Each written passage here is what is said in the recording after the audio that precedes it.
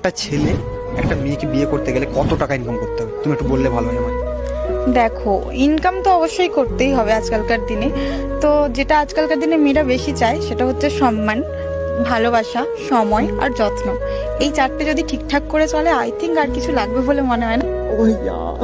অবশ্যই টাকা লাগবে, কিন্তু সেটা দুজন মিলে ইনকাম করলে আই থিঙ্ক হয়ে না যাবে। আমি তোমাকে টাকার অ্যামাউন্ট বলছি, টাকার অ্যামাউন্ট বলো কত টাকা ইনকাম করতে হবে।